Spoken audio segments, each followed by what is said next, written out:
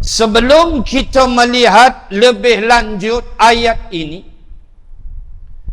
pertama saya mengingatkan diri saya, tuan-tuan muslimah, supaya tidak meninggalkan bacaan Al-Quran. Kerana membaca Al-Quran adalah ibadah dan turun rahmat Allah Subhanahu wa ta'ala. Ketika seorang Ansar daripada puak Aus, namanya Usaid bin Khudair radhiyallahu anhu, sahabat Nabi yang menerima Islam daripada Mus'ab bin Umair radhiyallahu anhu, di mana Mus'ab bin Umair adalah merupakan sahabat Rasulullah yang Nabi kirim ke Yathrib 2 tahun sebelum Nabi berhijrah, setelah berlakunya perjanjian Aqabah yang pertama di Mina. Di kawasan kita melontar di Jamratul Aqabah, maka Nabi kirim Mus'ab ke Yathrib, ke Madinah, dan dialah yang menjadi perintis awal gerak kerja dakwah di Yathrib atau Madinatul Munawwarah. Maka telah Islam di tangannya beberapa orang pemimpin Ansar yang haibat. Di antara yang Islam di tangan Mus'ab adalah Sayyidina Mu'adz bin Jabal radhiyallahu anhu, Sayyidina Sa'ad bin Mu'adz radhiyallahu anhu. Di mana haibat tak haibat Sa'ad bin Mu'adz, arasy Allah bergegar ketika matinya Sa'ad bin Mu'adz. Allahu Akbar. Bergegar arasy apabila rohnya berpisah dari tubuhnya. Itulah Sa'ad bin Mu'adz yang peringkat awal mahu membunuh Mus'ab, kerana dianggap Mus'ab bakal memecah belahkan orang Ansar dengan agama baru yang dibawa, yakni Islam, sedangkan ia agama nabi-nabi dan rasul-rasul, cuma mereka anggap agama baru. Hampir dibunuh Mus'ab. Kalaulah tidak Sa'ad bin Mu'adz menggunakan akalnya setelah diminta oleh Mus'ab supaya mendengar terlebih dahulu. Agak-agak kalau aku cakap ni tak elok, aku berhentilah.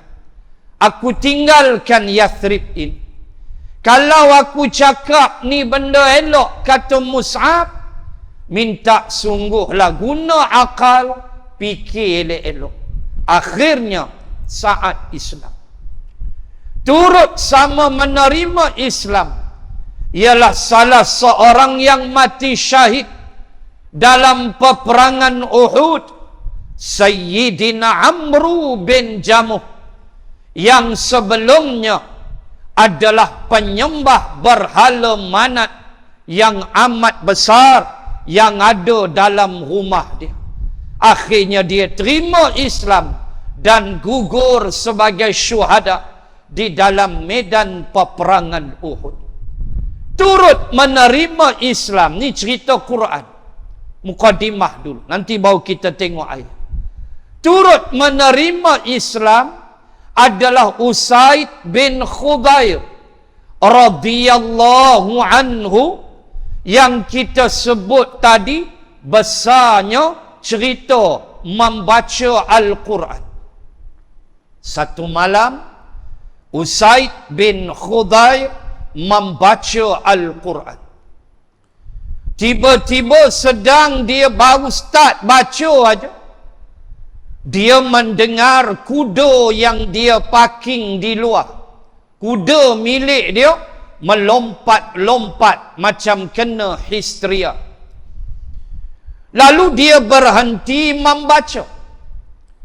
Dia intai tengok celah tingkap rumah dia, diam kuda dia. Dia sambung balik bacaan, melompat balik kuda dia, histeria kuda dia. Dia berhenti kali kedua dah, kuda dia pun diam. Dia sambung bacaan kali yang ketiga, kuda bertindak sama, melompat-lompat dan mengeluarkan bunyi seperti orang histeria, menjerit-jerit. Lalu Usaid bin Khudair merasa takut, tutup Quran, lenoh, tidur. Besok jumpa Nabi, cerita ke Nabi, Nabi tersenyum, tabassam, Nabi tersenyum.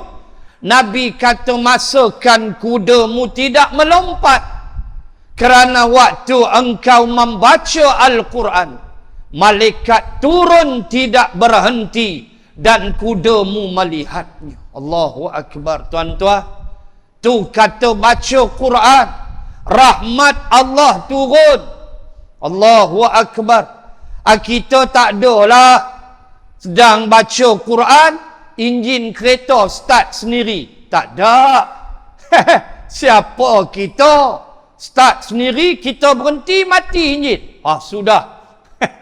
Lepas tu sambung baca, dia start sendiri balik. Tak ada.